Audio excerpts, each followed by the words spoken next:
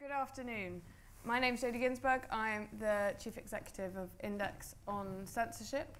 We publish work by censored writers and authors, and we campaign for free expression worldwide, and that includes on behalf of journalists facing censorship and who are facing threats to media freedom. Last month, on the 16th of October, a woman called Daphne Caruana Galizia got into her car, and she wasn't 5 minutes from her house when her son heard an explosion. Daphne was killed by a car bomb. She was a fearless and phenomenal journalist investigating government corruption, organised crime, and she was a very well-known reporter in her country. That country wasn't somewhere very, very far away, somewhere that we would associate with huge lawlessness or authoritarian regimes. That country was Malta. And Daphne's murder reminds us that threats to journalists are not far, far away. They are increasingly coming onto our doorstep. And Index knows this because we monitor threats to media freedom throughout Europe and neighbouring countries, and we've been doing it since 2013, and what we've noticed is a marked uptick in threats to media freedom, and that's everything from online harassment of journalists, jailing of journalists, to physical assaults. And increasingly we're seeing legislation and moves by governments that limit what journalists can and can't do. I have three fantastic panelists today who are going to talk us through those threats and perhaps with you think about what we might be able to do together to try and push back against them. So on my far right, Yavuz Baydar is an award-winning Turkish journalist. 4 years ago, he co-founded the independent media platform P24, which Index works with, to monitor the media sector of Turkey. It also organises surveys and training workshops. He's also the editor of just-launched news site Ahval, which aims to become the hub of in-depth reporting and news analysis and diverse opinion about Turkey in English, Arabic and Turkish. Richard Gizbert created the listening post for Al Jazeera and hosted the programme since its debut in 2006. Before that, he spent 11 years as a London correspondent for ABC News, doing extensive war reporting in the former Yugoslavia, Chechnya, Rwanda and Somalia. He also told me earlier he's normally in my seat chairing, so there's no pressure. I think he might be marking me out of 10. Tim MacGabhann is a writer and freelance journalist whose work has been published in Al Jazeera, The Washington Post and Reuters, and an extract of his forthcoming first novel, Call Him Mine, appeared in the autumn issue of the very excellent publication Index on Censorship magazine, which you can get a free copy of, if you're lucky, in the breakout room later on. So, Yavuz, I want to start with you. We know, I hope all of you here at least know, of Turkey unfortunately now as the country that's the biggest jailer of journalists worldwide. That's what's in the headlines. You've had personal experience of operating in Turkey as a journalist and unfortunately now as a journalist in exile. So can you talk us through briefly what it is actually like being a journalist in Turkey trying to report the news independently? Well, I'm one of those lucky ones. We are about 50, give or take, outside now. Some in Canada, some in North America, in the United States, some in Europe, and some in Africa, a couple of them. Difficulties, if you mean domestically at home in Turkey, of course, it's huge. Situation is basically dreadful, appalling, because we are victims of an irrational, acrimonious force that is barbaric in its ways to criminalize journalism. Whatever you do, if it is critical, you face jail, you face at least court cases and you know, nightmares. Self-censorship has been vast. Now it's about 90% of the Turkish media sector is more or less directly or indirectly under the control of the government or personally by Mr. Erdogan. And jails are, you know, cumulatively more than half of jail journalists in Turkey, in the world, are in Turkey. Abroad, there are difficulties on several levels. First is, of course, my colleagues in Germany, particularly persons like Can Dündar, lives in Berlin, where 80%, 90% of taxi drivers are Turks. And 80 or 90% of them are pro-Erdogan. So you can imagine how difficult it is to move around without being harassed verbally or physically in those environments. I'm lucky because I live in Southern Europe, away from that kind of threats. Second level is, of course, as we saw in some cases in Spain, the abuse of the Interpol system that led to the jailing of two activists, one Kurdish and one leftist activist, and they could get out after 2 months of imprisonment in Barcelona and Madrid. And that is a continuing pattern. I had to cancel one conference in India, advised by some people. So we have to move very carefully, So even in Europe, in the European Union sphere. So is it the case that as a Turkish journalist, anything you report that isn't the government line is considered effectively criticism of the government and could land you in jail? It's completely arbitrary. You never know what you face when you tweet one single line, or if you write an article. It is a sort of a poisonous mukhabarat kind of system now operating, like the ones we saw in Syria or in Azerbaijan, that somebody whispers to somebody who whispers to somebody, and that goes up to the upper echelons on the political sphere, and you suddenly hear the knocks on the door. It is a nightmare situation in a country still negotiating membership with the European Union. It has failed for about 2 years now to meet the Copenhagen criteria, and it is just a show that its negotiations are pretended to be continuing, where European leaderships are pretending that Turkey is still qualifying for negotiations. It's a very bizarre situation in terms of observing the relationships. And there's now. some cases like the Altan brothers we might come back to that might be sort of turning points one way or the other. We might come back to them, and interesting, I think, segue as well on fake news piece today in the Washington Post that I would recommend to everyone. But I want to ask Tim, we talk about in superlatives often as journalists. We talk about Turkey as the highest jailer of journalists in the world. Unfortunately, Mexico now is becoming increasingly one of the most dangerous places for journalists to operate. I think more than 10 journalists killed already. Well, it's either 10 or 15, 17, depending on which source you consult, and it's incredibly difficult to get clarity on how many journalists have been killed because of their work. Because the greatest fiction writers in Mexico are the police. For example, the murder of a Jalapan journalist in 2012, Regina Martinez. I have notes in front of me because I want to make sure that these underknown cases do get out. She was killed in 2012. She was a highly critical journalist working against the Veracruzano state, and she was murdered in April 2012.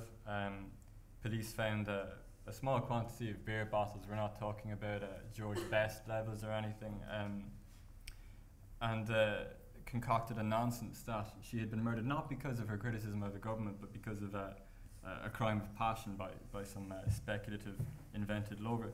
The second thing they did was they dumped an enormous quantity of fingerprint dust all over the scene, to such a degree that genetic material was lost. And so her case is enormously high profile. The CPJ has all but confirmed that she was murdered because of her work. But the fact is that investigation does not meet standards of due diligence in Mexico, and so the problem is probably the tip of the iceberg in terms of figures. Like CPJ says 30 have been killed because of their work. Article 19 says 111. But I did a troll of local media outlets and found that the figure of journalists killed since the launch of the drug war on December 11, 2006 is probably closer to 175. And it's not just journalists who are being murdered, it's fixers, stringers, producers, cameramen. And who by? By the government, by security forces? What is the source of this activity? I know impunity is a major problem. Right, yeah, because if a crime is committed against you, you have a 1 in 100 chance of that crime ending in the conviction of the person who assaulted you, and that figure drops for journalists. 2 out of 800 assaults on journalists reported to a dedicated government body on the matter. 2 out of 800 have been solved. But the source of the threats, I think we have to sort of move away from the kind of DEA map of cartel control of Mexico. You can talk about Sinaloa under Chapo, you can talk about Veracruz under the Zetas. That's a general picture. What actually happens is that there's a nexus of a sort of a deep state nexus, really, of mafia, local government, and organised crime. And in a struggling economy where the only thing doing well is the black economy, organised crime is going to wield quite a bit of financial clout. And so you will find in a place like Coahuila, it's a report that came out on Saturday in The Guardian from David Agrin.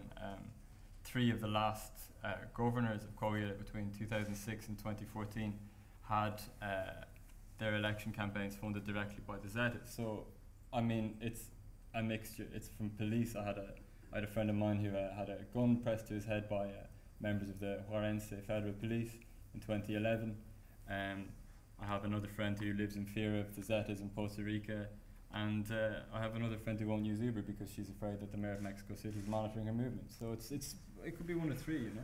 And listening to both Yavuz and Tim, it's astonishing at all that journalists even choose to operate in those environments. And maybe that's something that we can come back to. We talked a little bit, Yavuz mentioned a little bit about self-censorship, but I want to bring in Richard. And Richard, Al Jazeera has been subject to something quite different as a media organisation, but I think one that is part of a greater trend. There's obviously been the shutting down by Saudi Arabia and Jordan of the Al Jazeera bureaus. Israel's moved to do the same thing. Egypt had done it before. I wondered if you could talk a little bit about that experience. Well, first of all, I'd just like to say I'm here speaking as an Al Jazeera employee as opposed to on behalf of the channel and covering these media issues as well. And I've been covering stories at a safe and cowardly distance in Turkey, where Yavuz has been, and we've done Mexico as well. I think the Jazeera story really reflects a larger trend. You know, if you spool back to when Jazeera was launched in 1996 in Arabic initially, that set off a journalistic revolution in the Arab world. You've all heard the story, 400 million people getting the kinds of journalism that they had never seen before on their mainly state-owned channels, showing potentates cutting ribbons, having photo ops, and being enlarged by media. Jazeera comes in, rocks everybody's world. They don't know how to deal with it. The initial thrust is to throw Jazeera reporters out of this country and that country. Interesting thing is that the only country in the Middle East, well, one of the few countries in the Middle East that hasn't done that is Israel. Now Netanyahu's talking about it, but there's a parliamentary process that he'd have to go through. And then phase 2 of that was what I like to call it the if you can't beat them, join them phase, where the Saudis, who were among our worst critics at the outset, started to invest in media of their own, launching Al Arabiya, another news channel that was pan-Arab. And they went through that phase for a while. Then there were other convulsions along the way relating to, you know, the Americans and the Iraq War Coalition. George Bush, according to Downing Street, at one time suggested bombing Al Jazeera's headquarters in Doha. The British had to talk him down, had to remind him that the Al Udeid Air Base in Qatar has 9,000 American boys and girls in uniform, and they conduct many a military operation from there. Even Bush saw the sense in that, and so he backed off. Then things trundled along. Arab Spring occurred, seismic changes in relation, also powered by social media, Tunisia, Egypt, and elsewhere. And then we come to 2017, where as you see elsewhere around the world, in Russia, in the Philippines, in the US, just about everywhere, a greater intolerance of journalism and more scope for leaders to do things anti-journalistic than would have been acceptable 5 or 10 years before. So the same kind of anti-Jazeera movement comes out of the Gulf. The Saudis are behind it, the UAE, the Egyptians, who of course don't like us, and backed by Trump. And then Trump, and you have a new prince in Saudi Arabia who's pushing all the wrong buttons as far as we're concerned. And then that same discussion comes up that Bush had with Blair back in 2003, 2004. What do we do about Al Jazeera? And who would have thought that Donald Trump would make George W. Bush look like a nuanced thinker? But he's managed to do that, and so here we are. And again, Jodie, I just see this as being, you know, you can take Jazeera and use it almost as a barometer of social, political approaches to journalism around the world, and it goes up and it goes down depending on who's in power and which way the wind is blowing. And I want to pick up that Trump mention and actually spin it to Yavuz. I wonder whether you feel or whether you've noticed that very public dissing of the media that we're seeing by Trump. What impact has that had, if any, on countries like Turkey and the ability of, say, Erdogan to get away with even more? Is that being used? We see it being used as a justification for shutting down media in places like Cambodia. I wonder if that's something that is encouraging the likes of Erdogan in Turkey. Of course it does. I mean, but you know, what surprises me is that the public mistrust of the Turkish media was far more, you know, it started in the 90s in a very deep scale, continued until deepening sense until today. And the phenomenon fake news, in a way, surprises me because, you know, basically I think the Turkish media was the innovator of that. Years and years ago, you know, I was working as a news ombudsman between 1999 and 2004, and I ended up being, you know, landing in the Guinness World Record book of being fired as news ombudsman because I exposed the fake news implanted by the military, who was very powerful then. So back to that, I think the issue is the public mistrust has been there. I think the new phenomenon that you mentioned has been utterly emboldening the powers that be in Turkey, and it gives them, I think, free rein, and it raises their arrogance to a new levels because there's no more any kind of security valve for the journalists in Turkey, or, you know, particularly in those countries that are members of the European Council of Europe. You know, in the system of European Court of Human Rights was, until maybe 3-4 years ago, was important because countries paid attention to the rulings. No more. There is no more any kind of instance or institution that we can turn to. Basically, the powers don't care anymore. And they don't give a heck. And they used to pretend, you know, that we knew that they didn't care before, but at least there was the pretense of that.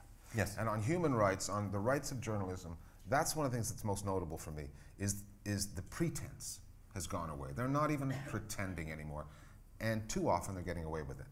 It came to such a way that openly, publicly, Erdogan, emboldened as he is, said, how much do we have to pay? How much do they cost? You know, if the court of Strasbourg says, okay, you pay for Richard Gizbert, you held him in prison for 1 year, 50,000 or 5 million euros.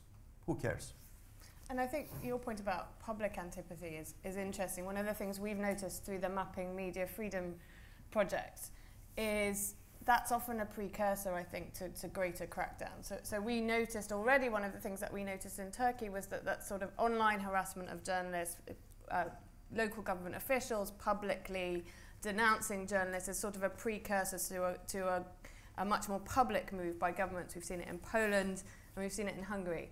I wanted to, and I'm sure we'll come back to that because it feeds into the questions that were being asked earlier around fake news and trust in journalists. And I'm sure this august body can start to think of ways that we can start to counter that. Before I open it to questions, though, I wanted to come to Tim because you talked, interestingly, about your friend that doesn't get in an Uber. And surveillance has been had a major impact, I think, on the way in which journalists can and can't operate in recent years. And I wonder what impact surveillance has had on the ability of journalists to report in Mexico. Well, I mean, the major scandal in recent times was the revelation that the Mexican government had been using anti-terrorism hardware and monitoring surveillance equipment bought from the Israeli government ostensibly to monitor the cartels and kingpins and so on, but it was being used to track human rights defenders, indigenous rights activists, and reporters. And that's obviously that's one kind of surveillance. The other kind of surveillance, I suppose, is the fact that you go to a place and that you're quickly picked out as not from there, and asking awkward questions to a point where we went to one local newspaper in Costa Rica. It's an oil-producing city in Veracruz, to a newspaper which I won't name, which is commonly considered a cartel newspaper. And it was being guarded not just by armed police, but by young fellas about 16, 17 with kangaroo pouches that had like smartphones and a pistol in them. I went upstairs and presumed that this was just part of the town's vibe or whatever, and began talking to a chap who works there, and he said to us, please, like, for God's sake, like, journalist to journalist, just don't ask these questions, get the hell out, because like I can't, if I say anything to you, I'll be gone, like, he's still around, but okay, let's talk. Yeah.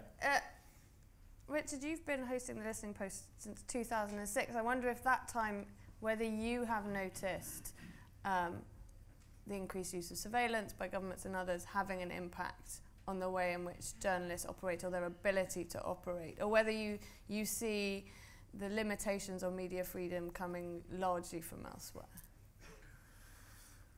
Surveillance, it becomes more and more thorough every day. There are new systems to do it, but I think one of the things, in the ways in which journalists have fought back over the years, not enough of them, but I think it's real, is the use of encryption. I mean, think about it.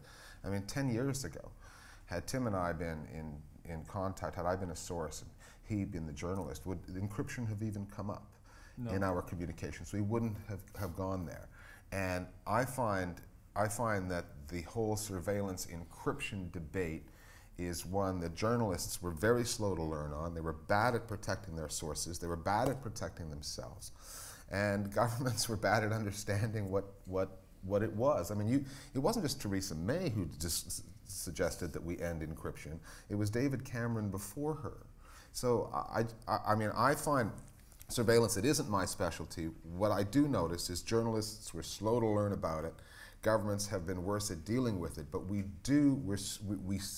are considerably, exponentially better than we were, say, 10 years ago. One important challenge that I see after having launched Ahval 1st of November is an aspect that we hadn't given so much thought about, which is to use pseudonyms of the opinion columnists or reporters operating in Turkey.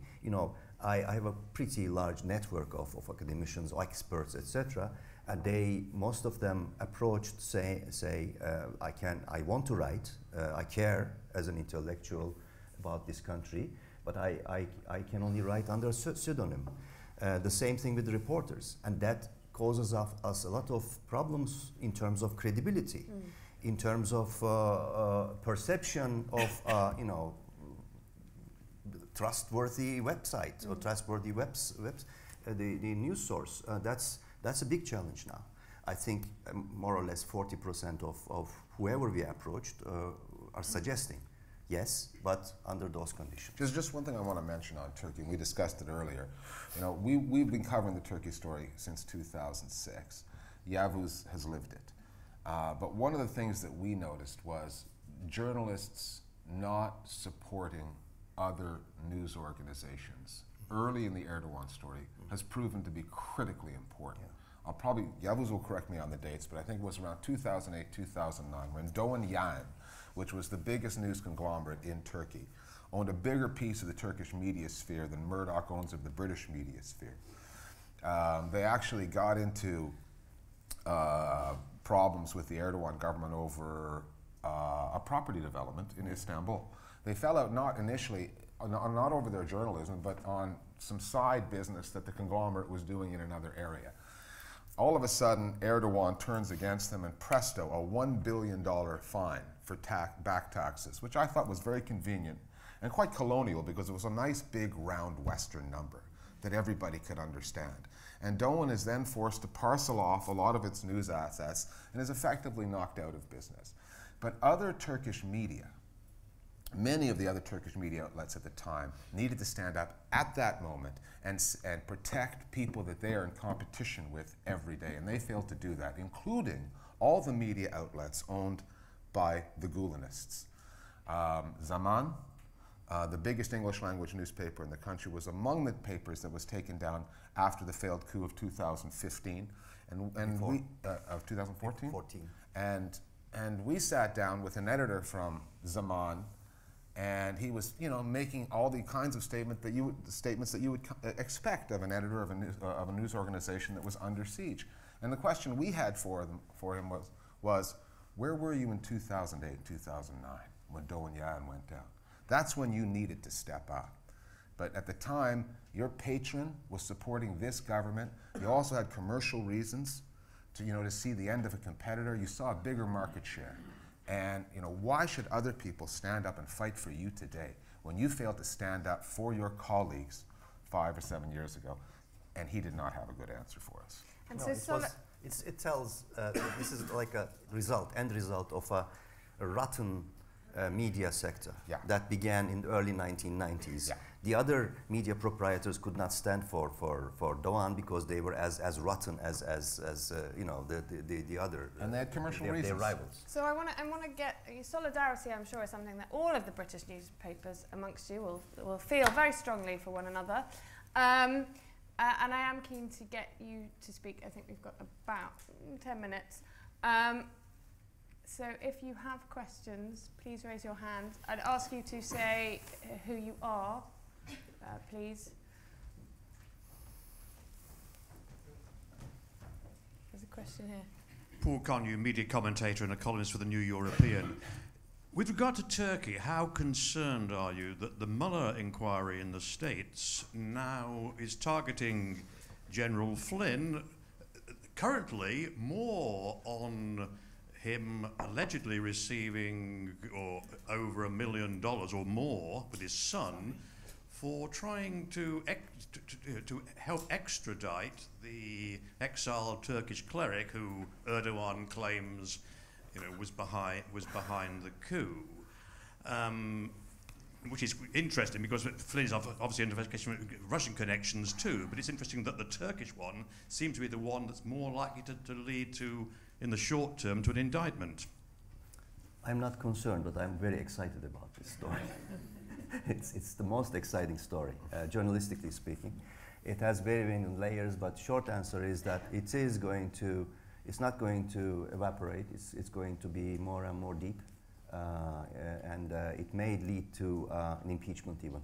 It will be a very strong element in the impeachment of Trump, because there is very concrete evidence, it seems, there, at least suspicion of such. And another level is not extradition of Gülen, but the trial of this Iranian-Turkish gold trader in the Southern District of the New York Federal Court. I mean, in Flynn's case, it seems almost certain that he failed under the Foreign Agents Registration Act in the States. Anyway. Right. Yes. We'll have to see how this story develops. But there is, as I said, we are following that story, and it is forking into this trial of the federal court, because it's as implied by NBC News also. Not only the kidnapping of Gülen and taking him to Turkey, but also taking this Iranian gold trader, which is a nightmare for Erdogan, because we are talking about a vast organized crime story. It involves even that, so it is big story. Yeah. Do we have other questions in the room? Goodness me. Yes. Yeah.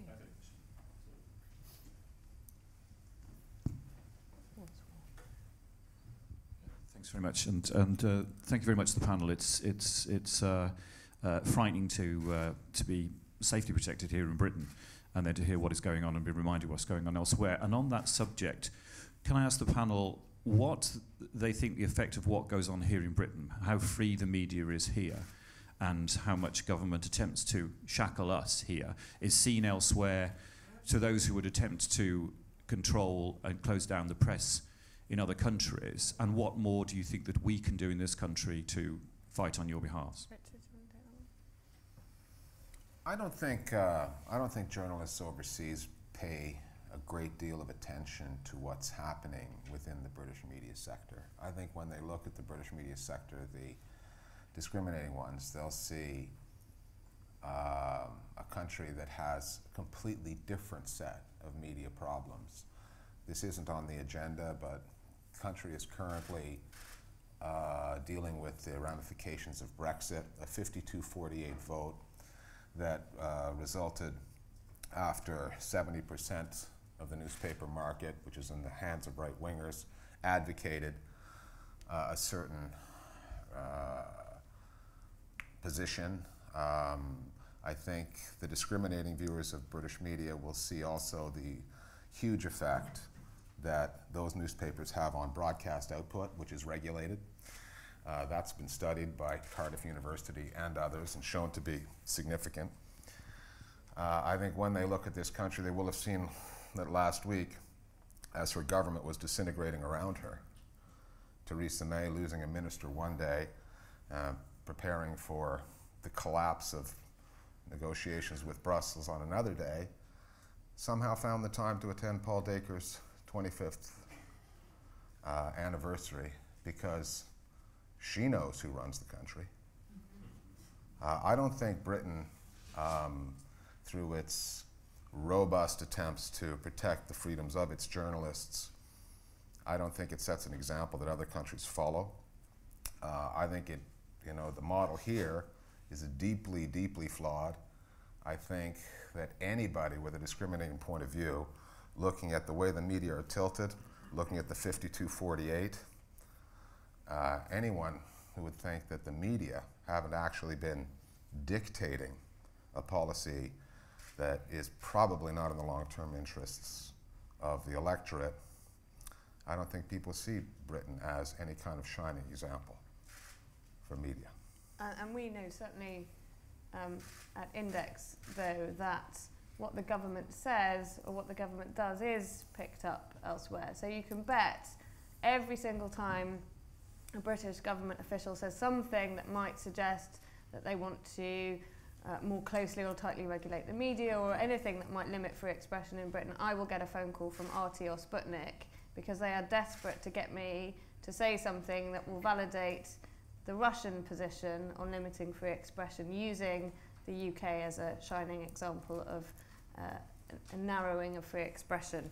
And the Snoopers charters will have helped that yeah, taste. Absolutely. I want to... I think the closeness of media to government in Britain is it's more subtle, but it's not completely different to the way it operates in Mexico. If you look at Peña Nieto's current administration, they're 60 billion Mexican pesos over budget in terms of PR and advertising. You have papers like Excelsior and La Prensa, which as attack dogs of the Mexican left kind of make like Chris Evans look a bit mild. Then at the same time you have this like determination to smother dissent by cutting independent media out of the picture. Like in 2011, Diario de Juarez was stopped from attending police pressers during the height of the drug war because they'd been perceived as being too harsh. Contralinea covered a bunch of stories about Pemex, and Pemex withdrew its advertising and nearly crippled the paper. Proceso criticised the federal government. The federal government pulled out their advertising. So the only thing that can thrive in these contexts is propaganda and government PR. So while it's like blatant and obvious to the point where there's like a Mexican slang word for a paid journalist on the government payroll, a chayotero, I guess look at Mexico as like the kind of the canary in the mine shaft or something for Britain. Like, you know, not saying like be thankful for what you've got here, but like I wouldn't be so concerned about looking for Russian conspiracies and magic, you know, troll bots from Macedonia when, like you say, you know, the guys are able to make time for each other's parties even at times of crisis, you know. So I think a bit more alertness. The sub-editor in me noticed that on your little quick, what were they called? Quick program this session was called, I think, Media Freedom Under Treat. So I'm going to ask for a kind of treat view from our panelists. What could we, as journalists in the UK, do to better support media freedom in the countries in which you operate, or generally? What could the individuals here and the organisations that they represent do to better ensure that media freedom is not just protected in the UK but internationally? We'll start with you, Tim. Just read about the situation as much as you can, you know. I think also, if possible, like try to foster links with local journalists. Local journalists in Mexico are like foundational to the ecosystem of coverage of that country. You go in as a foreign correspondent, you are just like Google Earth, but they're like the actual details. And if they're getting harassed or assaulted or killed, you have silent zones opening up all over the nation, and it makes it impossible for even general foreign coverage to get out. So I don't know, like I would love to see some sort of international solidarity campaign between UK local journalists who are doing the real work here, supporting Mexican journalists who are doing an analogous thing in different but you know, equally vital circumstances. Thank you. This will sound a little woolly and a little bit granola, but there are more than 100 NGOs working around the world pushing on these issues. Organizations like your own, Article 19, CPJ, RSF, IFJ, there are organizations, Rockstar Journalists in Turkey, all these countries. Cut them a check, send them a monthly donation. And it doesn't sound like much, but it's all that they have. And until bigger, better institutions are formed, and I, for one, think the UN needs to have a special agency on media, because every major institution in the world the UN looks at, and they leave media alone. They give it a small office in UNESCO. It's ridiculous. Up until that happens, I send money to people who are doing good work to protect people in lands far away. You know, I would raise the alarm to much higher levels. What I have seen since I left Turkey, 36 hours after the coup, I've been facing these questions, and as I followed and map our colleagues inside and outside Turkey, situation is more than desperate, actually. It is breaking the patterns. I would second Tim about being, caring about whatever happens in places like Turkey, etc. Caring, in a sense, means today that if you don't, this wave is going to continue to creep into all these democratic societies where the media are operating. You have to care beyond the borders, but in a sense that goes beyond the usual stereotypical, I would say, solidarity acts, because they don't function anymore.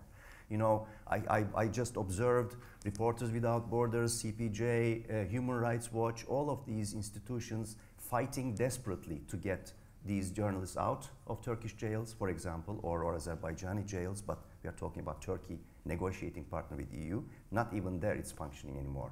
So this kind of actions don't bring any results anymore. Forget about that.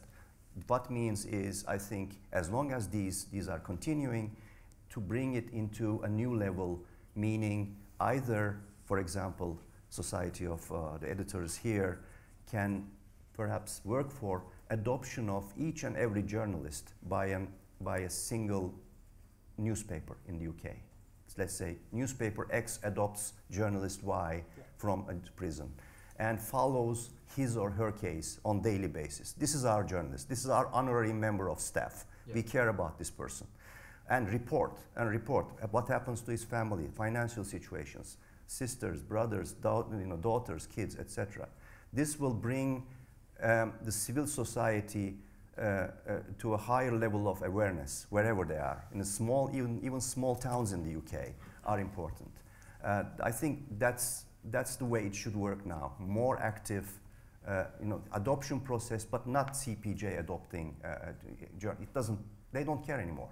But if civil society becomes more vocal, you make a statement to this regime. Put a face to the situation.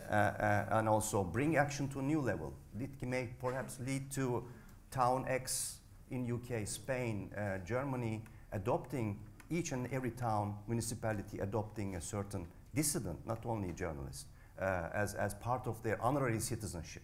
I think we have to go to that direction now, because the situation is truly, believe me, desperate. I think that is a fantastic both provocation and an invitation to everyone in the room for a way that they can concretely link to an individual who is facing very serious and direct threats to their own personal freedom, not just media freedom in the country in which they face. And it would be great to see perhaps next year at Society of Editors conference that a majority of Society of Editors members had taken that up. In addition, of course, I didn't pay him in advance, but Richard's right, organisations like Index rely on individuals like you to support us so that we can continue to document the threats against journalists and campaign on their behalf. So it would be fantastic if you've enjoyed the magazine today or you've been inspired, please go on our website and see the ways in which you can support us. Thank you very much to the Society of Editors for inviting all of our panelists. Please congratulate them and you are invited to lunch now, kindly provided by the BBC.